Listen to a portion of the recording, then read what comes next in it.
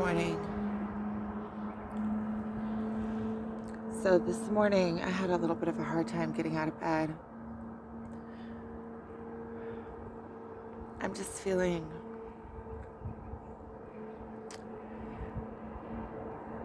kind of numb and raw and just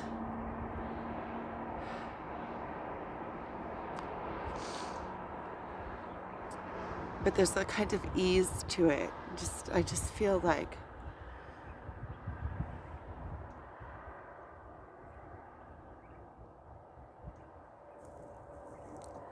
flat.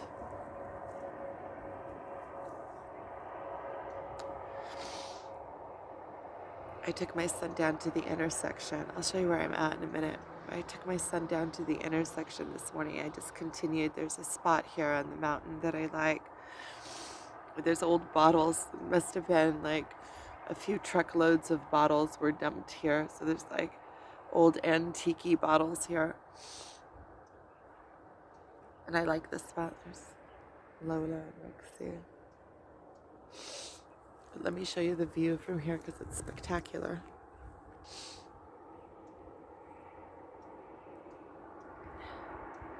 That's the intersection down there. It's the Sea of Galilee.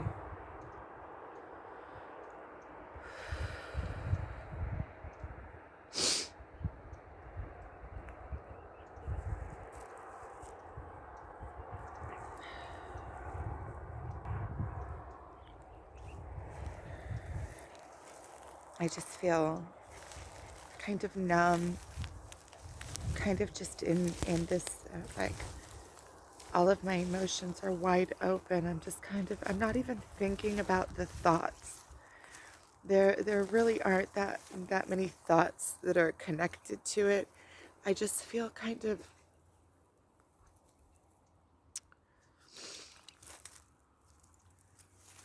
I guess this is what surrendering feels like. Just allowing it to be.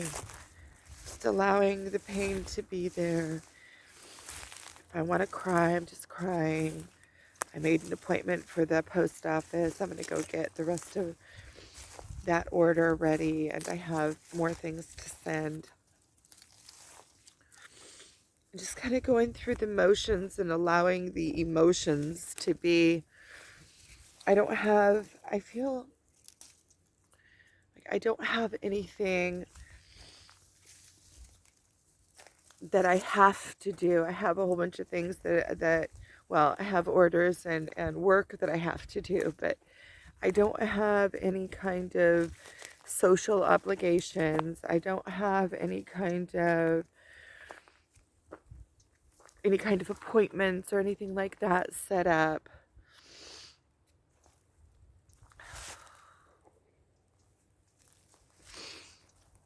I'll show you all these bottles because it's really cool.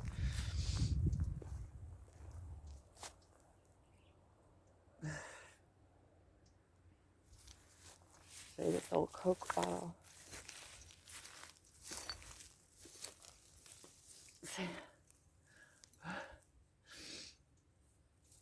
And here's an old Kinley bottle. They don't even make that anymore.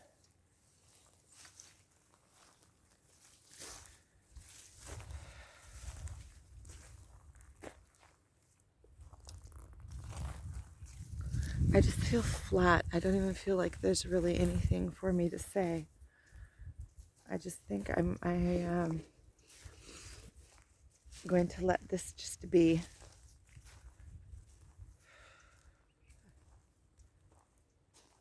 Okay, well.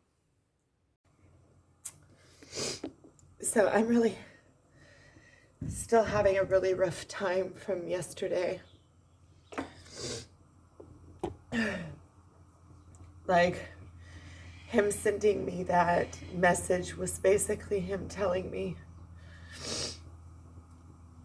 that what we were meant to do together is already done, and that we were meant to go through a time together and then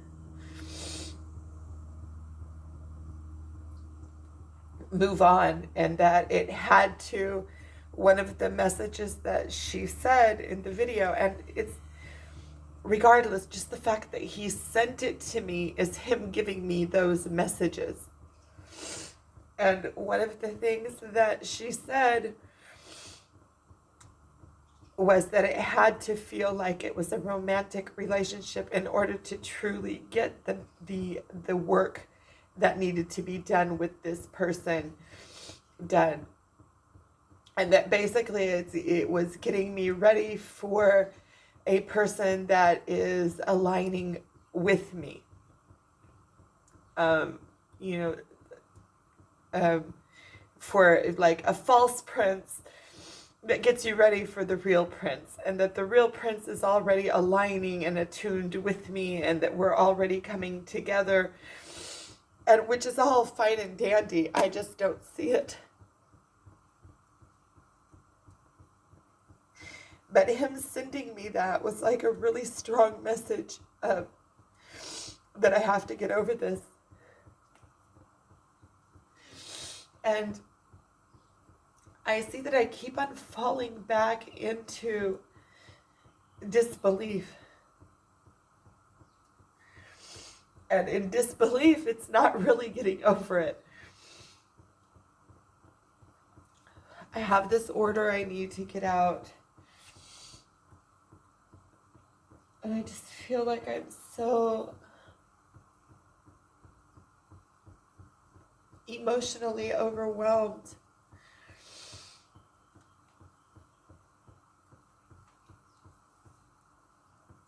I feel like I'm radiating out. I don't even remember what I'm doing when I'm doing it. I went and got some chicken eggs this morning from the yard. So I do want to make myself something to eat. And one of my daughter's products for her Amazon is water from the Jordan River. And she gave me all of her stuff. And she gave me a big jerrycan of water that she had already gotten from the Jordan River, but it needs to be boiled so it doesn't turn green. So I got a big pot and I'm boiling water from the Jordan River. And then it takes probably about a day to cool off, but I still have to go up to the Golan and get the rest of those boxes because one of her waters is completely out. These are the like, this is what it looks like when it's sent. So this one is like rose water, but she has 3 different kinds. I did the design for her when she was putting the product together a little over a year ago. So it's my design. I'll show you some of my other things that I'm working on. So this is these are the red string. Oh, you can't see. These are the red string. I have a few different variations of them. And this is the packaging for the Jerusalem frankincense that I went to get yesterday from Nazareth. So I need to sit down and package. Yesterday I took probably over half of the order to them, but I still have some things that I need to sit down and finish doing. Finish packing some frankincense, and I see that some of the print I don't have for them, but I'm not going to reorder it because it doesn't sell that good. I'll show you what else. So these are necklaces from stones that have holes from the Mediterranean, and this is like in progress, my red string. I separate them in 5s. So yesterday I sat at my parents' house. It's just easier for me to concentrate sometimes when I'm over there because I'm away from my own noise. So these are other frankincense packages that I have. There's like a whole bunch of different variations that I have.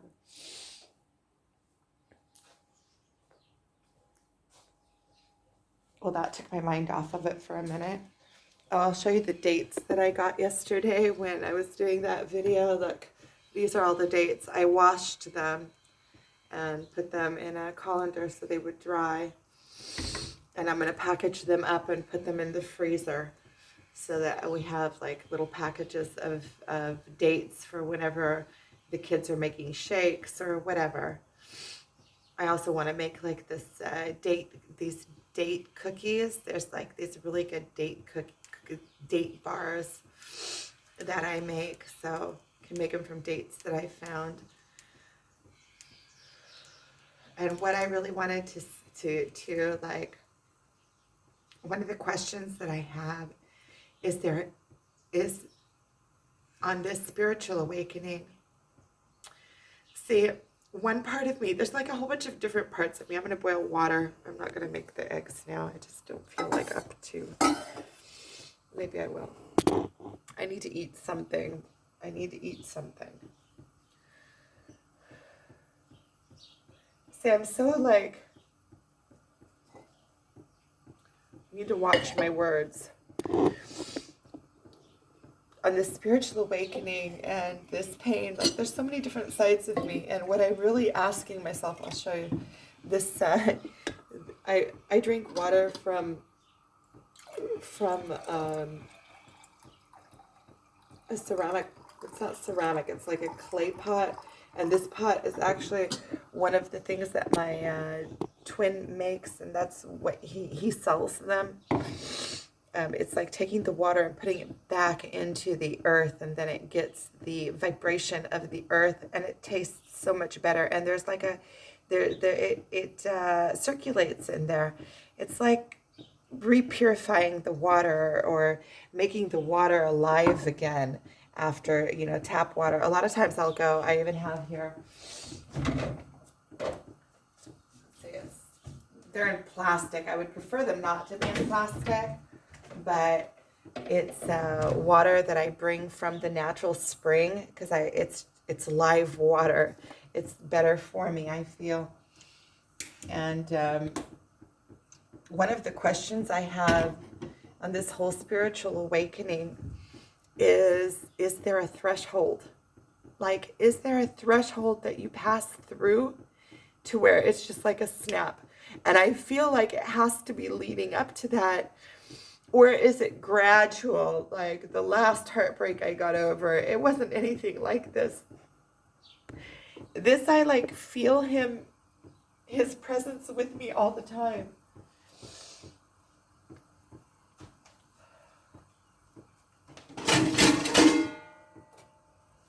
How do I let go? And one of the questions that I have this one side of me that says, okay, quit chasing, quit running, just sit in place, sit in it so that it passes.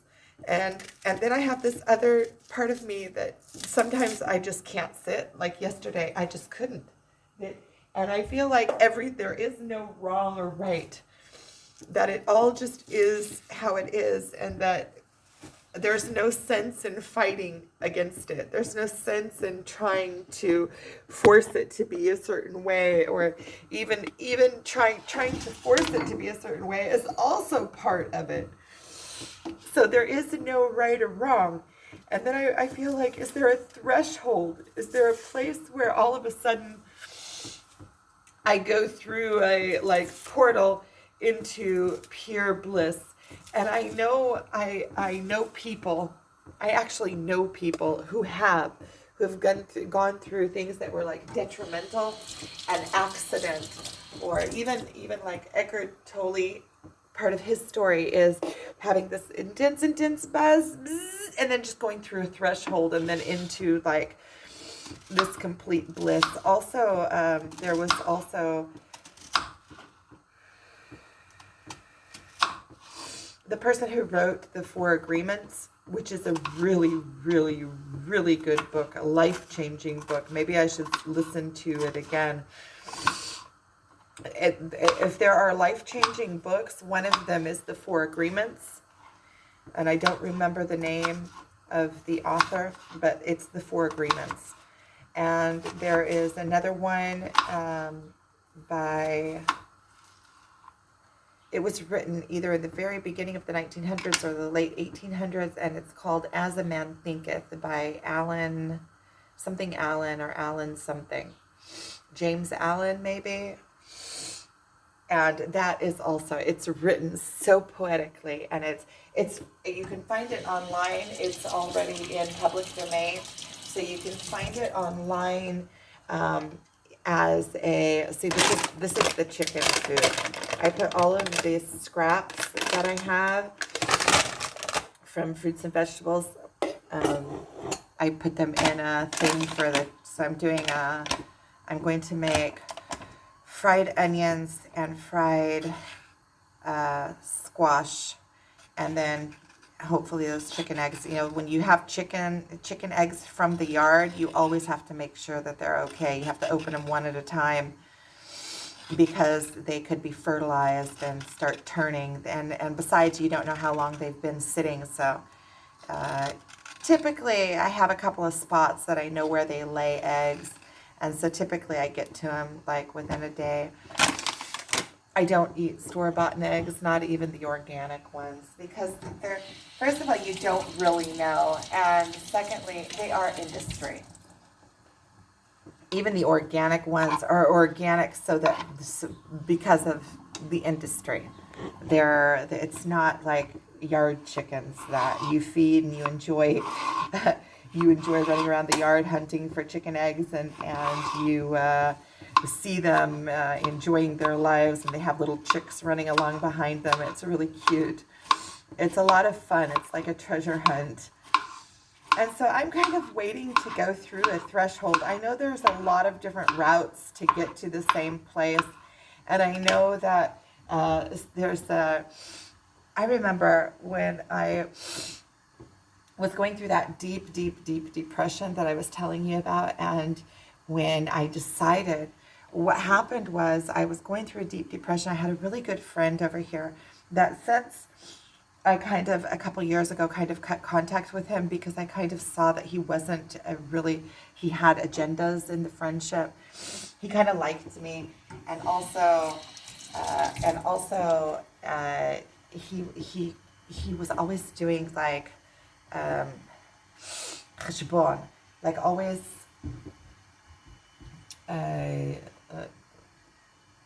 there was always like he was keeping, it was like he was keeping, I don't know, never mind. The friendship didn't after a while, it felt like it was really like he had intentions, or it wasn't clean.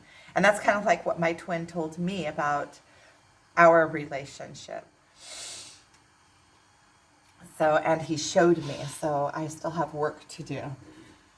But, and he showed me the places, which I was really surprised, because, you know, you think that you're clean, and then you think that you're pure and that your intentions are pure, and then you see that you really have, where you have more work to do, and then it surprises you because we think that we're okay. And that's also painful. Also, that's really painful for me because it's a realization. It's like, first of all, it's a total turnoff for him because I know what it feels like to be on the other side of it. It's a total turnoff. You don't want to be that person's friend anymore. It makes you feel yucky when their intentions aren't pure, and it makes you feel like they want something from you, or they're in it only as long as you are like, I don't know, it feels like dependent on something.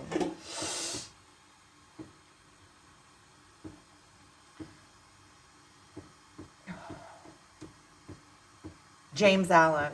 So the two books are As a Man Thinketh, and by James Allen, and that one is just written poetically. I want to listen to that one. You can find it in an audiobook very easily. There's a version that I really like, but it's like written poetically, and then he makes a point, and then he writes this little summary of every chapter. It's not really chapters, but parts. He writes this little summary, and it's so like, he writes it in such a way that it like tickles your brain. Like when you get it, it's like he has this, you can tell that he has a serious sense of humor too. Just the way that he thinks about things. It's amazing how that passes through time, because it was written like over 100 years ago, and you know, it shows you like time travel.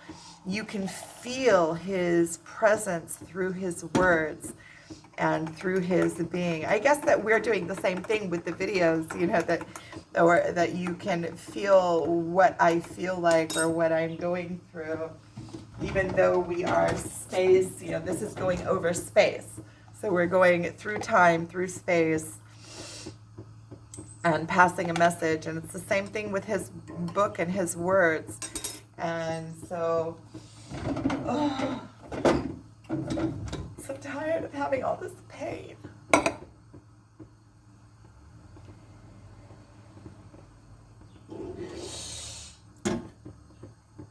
And I put up that video yesterday where I was just having a day, and today I can feel like it's, I don't know, something today is a little bit more numb. Something today, you see, I'm sitting here, I'm sitting in it. I'm not really concentrated, but I'm doing what I'm doing. One thing is leading to another. I just made a cup of coffee. I cut onions and stuff while I'm talking here to you, so I'm just doing the rounds. I started boiling the water because I know that's something that I have to do, and I know that it needs to cool, so I'm just going to allow it to boil. See those buckets over there right outside the door? Those big jerrycans? Those are what my daughter gave me with the water from the Jordan River. And I'm going to finish getting together that whole order with the frankincense and stuff that I got yesterday. I'm happy I went and got the frankincense. It was something that I needed. I checked my bank account this morning because my rent is going out today, and my rent is going to go, so it's going to clear. So every month it's like a miracle. I don't know how it happens. Like last month after my rent went out and stuff, I was so far in the minus. I was like, holy crap, how am I going to do this? And it's just like I plug along, and somehow, and even with everything that I'm going through, somehow it just keeps on, I don't know, I just keep on somehow, it just goes through somehow. It's like, those are like, you start learning to trust the miracles. You start learning to trust. That's like I was doing the other day, just do what you want in your life first, and not always is the money connected to your efforts. So if you're doing your God's work and you are just doing what comes natural, and you get into your natural flow, providence is a given. And it's something that I'm learning how to trust more and more. And the more I trust, the more I'm letting go. It's kind of like a paradox of sorts. And that was something that my twin also taught me. He said, he was telling me, because he has like nobody that he can depend on. I have family. I have siblings, sisters, and a sister, and brothers, and parents still. And with him, he doesn't have anybody like that in his life that he can rely on. I told him that I would always be there for him. But, you have to want, he would have to want me to be there for him. There's people that I think maybe that said that they would be there for me, that I can kind of feel like they would be there for me. But you have to want them to be there for you. You have to, allow somebody to be there for you if you want them to be there for you. And I feel like doing it on my own. I really do. I feel like doing it on my own. I feel like that I provide that security for some people, maybe not in a monetary sense because I'm still, rising on my own, but in the sense of being there spiritually or being there emotionally for people. I think that there's quite a few people in my life that know that in that place I'll always be there for them, and that that they have somebody, they have like a home base in that way.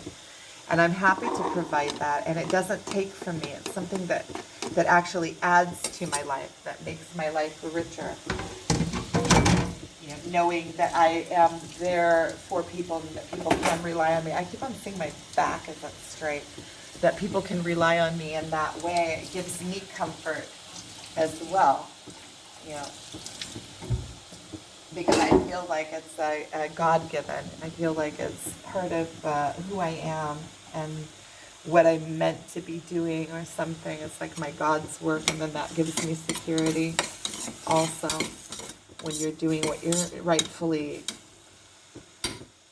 feel like you should be doing. And so I'm really wondering about all of this, if there's like a threshold that we go through during the spiritual awakening where you just like get, I feel like it is. I feel like there's a spiral that I'm going through, and like yesterday with the whole thing that he sent me.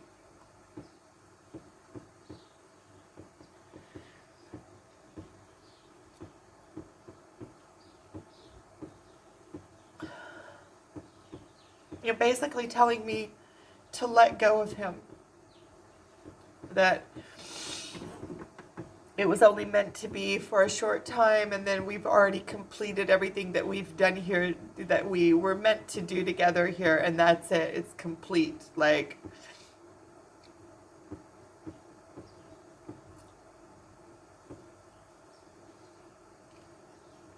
and I don't feel like it's complete.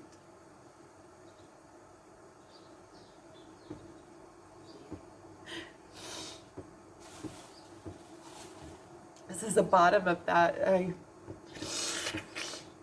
bottom of like a jug from ancient Magdala. Then I use it to burn incense. I think it's so cool. I like it. Especially because I feel a connection to Mary Magdalene. And so I really feel a connection also to ancient Magdala. And ancient Magdala, they just recently, in the recent years, um, excavated it. I started that little charcoal, and this is the frankincense. And frankincense was used to, for years and years and years, purify. And I can feel it, like when you burn it. See, the frankincense is sap from trees, from specific trees. And when you burn it on a coal, it lets out this, you'll see it starts melting. That smoke is still from the little coal, but everything's open here. But you'll see it'll start melting, and then it starts pillaring out smoke. And the smoke there's a scent to it, like incense. So it's a natural incense. And this would have been, you smell it in all the churches. When you go here around Jerusalem and around this area to all the churches, they burn frankincense. They burn frankincense and myrrh, but I used to sell myrrh also, but myrrh is already harder to come by because it comes from Africa, and there's wars in the places where it's grown, so they're having a really hard time getting it out. So even if you do find more myrrh, it's so expensive now. I ordered myrrh online from somewhere, and something totally crappy came. It wasn't myrrh, so I couldn't use it, but there's healing properties to it, and people actually even take this and chew it like a chewing gum. It's a sap. And in the ancient, in the Beit HaMikdash, the ancient temple in Jerusalem, the main temple, they would have trekked to from this area, from the Galilee, twice a year, from all over the region, all over Judah, all over the country. Twice a year on 2 holidays, they would do a pilgrimage up to Jerusalem to the Holy Temple. There was one Holy Temple, and in the Holy Temple were the high priests. The high priest, what the story is, during Jesus' time, the high priest became wicked priests. They became like greedy, kind of like in politics today, the people that are supposed to be on the top, that are watching out for the people, become greedy, and they're all in it for their own greed. And then and that has become the normal. And this has been going on for 2,000 years. But it used to be at the high temple, they would burn frankincense. There were 5 different incense that they would burn. One of them was frankincense and myrrh, and I think persimmon was one of them, maybe. But some of them are already extinct. Some of them you don't even know what they were because they over harvested them until they became extinct, and so we don't even have them. And some of them they guess what it is. But frankincense has been pretty far through, always steady, and it smells so good, and it really does do a reset. I'm trying to remember to reset myself every once in a while, and you can do it through your senses. You can reset yourself through this also. This my twin made and gave me, so I'm using his stick. But I have more sage sticks over there on the wall. You can see, no, those are roses. On the other side, you see over there, those are sage sticks that I made. And this is like wild sage that I brought from the mountain. If you were been watching, you've been seeing me picking it. And this is some kind of lavender or something, this one. But you can really use your senses to reset your mind. Think about it. Your senses are sensuating. They move you. You feel through your senses. You experience the world through your senses. If you're in a certain mindset, you can do it through taste. You can do it through smell. You can do it through touch. You can do it through eyesight, even art and things like that. When you look at beautiful things or at views, it resets your mind. So all of your senses can be used for therapy and for resetting your soul. So I have been wondering about this reset. Also Eckhart Tolle, also the author of the Four Agreements. They all talk about going through, like, and somebody that I know that lives around here, that he has like the Yeshua syndrome. He believes that he is the Messiah. Like yesterday he was telling me, I can't do this alone. I need other people. Because I was telling him, because we were talking yesterday, I saw him when I went to the hot springs after the cry episode. During the cry episode, I saw him, and he was telling me that he changed his name to Chen Adonai, which is like Chen is like the beauty of God or something like that. I know such interesting people. It's so funny. So I'm gonna check these eggs. I try to use as little plastic as possible to touch my food. Sometimes I do use plastic, also plastic bags. I try to use as few as possible. I really recycle. I'm going to move this because it's making a lot of smoke in the vision. But so I'm using this, and I'm going to try these eggs. Yeah, it's a good egg. So you can see. I don't know, I'm trying to show it to you. There's the eggs from the yard are much smaller, like the natural eggs that you get from chickens, home chickens. They're much smaller than the store-bought because they're not bred for their eggs. They're, they're just chickens. So. And in baking, a lot of times, I will use a banana instead because I'm vegan. See this one? I'm kind of, does it look okay? The yolk broke, and typically when the yolk breaks, I don't know if I want to use this one.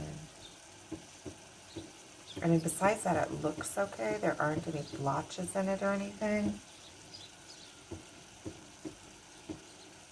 I'm not into it. I'm not into a trial.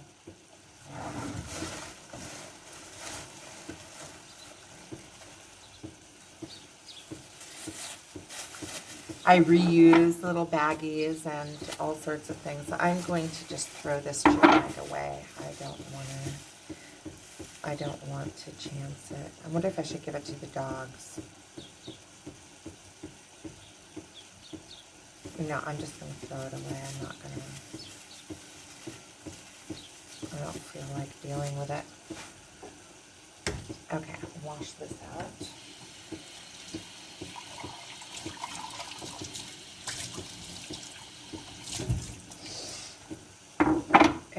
turned the last egg. Let's see how this one looks. That one also broke, but it actually looks okay. And it smells okay. I'm going to use it.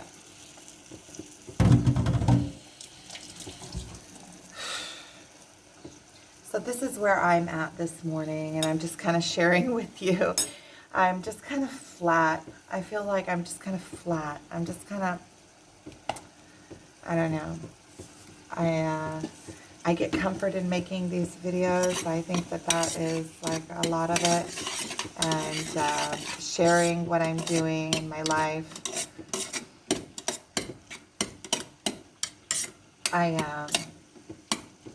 Another thought that I was having is like, part of me wants to just disconnect contact, feel like it would just be so much easier.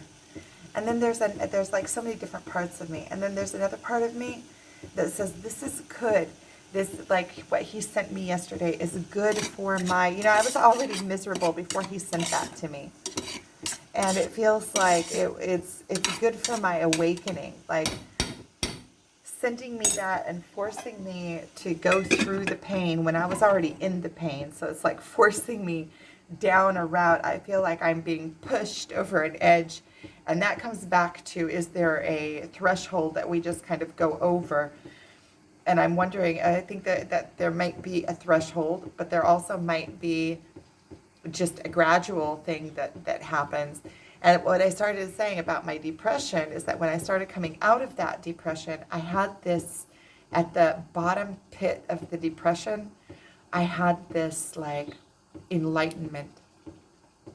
That's the only word that I could use for it. I walked around for maybe like 2 or 3 weeks or even longer in this just state of awe, state of euphoria, state of heaven on earth, state. And when I went through it, I knew that it was some kind of enlightenment. It was some kind of moment, because I completely went out of body, and it was like there was light shooting through me. It was just light shooting through me. I could feel the energy of the light just shooting through me. And I fell on the ground. I went to this festival. My friend drugged me to the festival, that same friend that I was talking about, and then I got off route, but that's where I was. My friend drugged me to this festival, and the whole time I just had such a good time. Meaningful. And since then I went back to the festival as a helper and was in like the healing tent, helping people go through emotional things, and as an advisor. So that was kind of like a give back to the same, that was last year, that was kind of like a give back to the same place that I received from. It was it was closure for me. But I fell on the ground and I started yelling. It's true, believe, because I felt like this connection to the all. I didn't even know what I was feeling. And I started doing, like, after that, I started doing research about enlightenment, trying to find people that have had the same kinds of experiences, because it was so big. It was like life changing. And I felt like I knew that water's boiling. Yay. So I can just turn it off now. I know that it's sterile. Now I need to let it cool for like a day. It was like life changing for me. And it was so overwhelming and intense that I started searching online, and I didn't find anything that was exactly like it, but I did find people talking about having moments of enlightenment, and that once you have like this jolt into, it's like a threshold, like a pass through. And that's what I felt like I did. I felt like I knew what Jesus was talking about, because after I fell on the ground and I just went into that. Afterwards, I went into like this mode of just like being completely in a different realm. And this woman that was there, that she was a young woman, and she heals through touch. And she took me over to this little stream that was over by it's over by the Jordan River, the northern side of the Jordan River. And she put water on me from the stream, and I felt like I was being baptized. It was so funny. It was so strange. It was like renewed Twilight Zone. But this whole twin flame crapola is like Twilight Zone.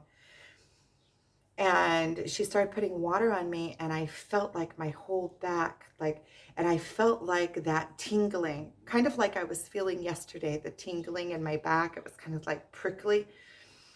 And I felt it a little bit this morning too.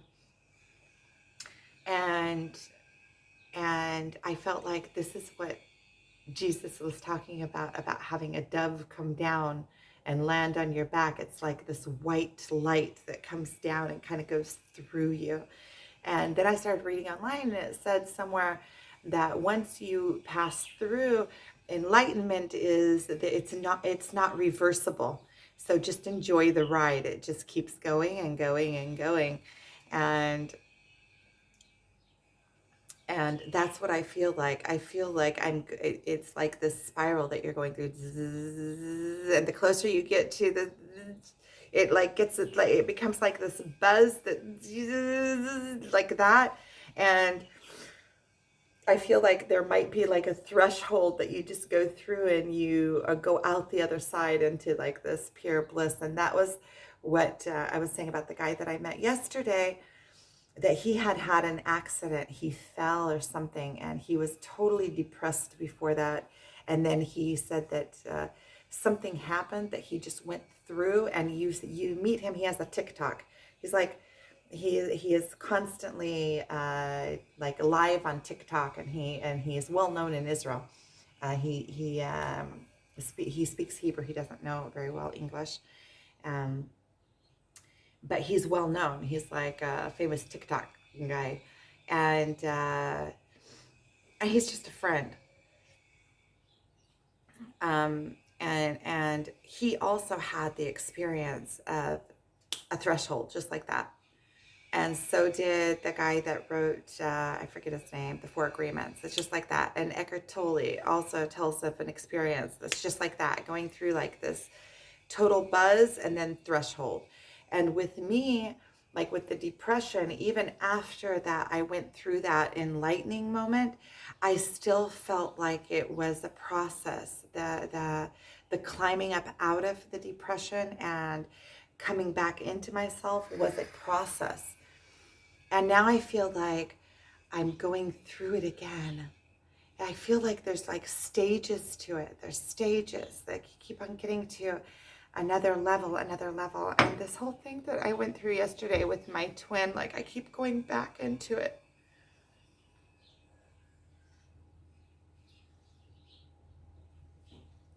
And the second part of the video that I listened to since was about aligning with somebody new. Somebody new is coming, and there's an alignment coming and going to be happening, and meeting this other person was just getting you ready for your new love or whatever. And I kind of felt like he's like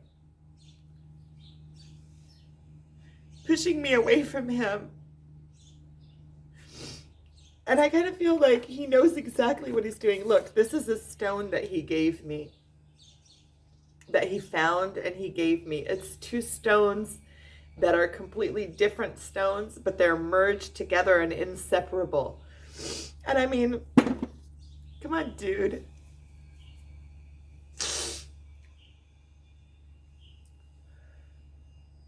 And it makes me question the whole twin flame deal majiggy.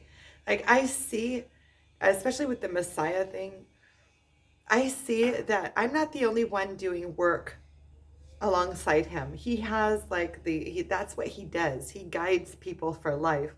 And I'm not the only one. And I'm not the only one that I've seen him set loose and set free. And I see that he means it when he sets people free. And it's just so, like, I don't know how I'm going to cope with this. And then on the other hand, I say, well, this is my rising. This is it. When I cope with this, I can cope with anything, but I don't want to. Okay, I'm ending this.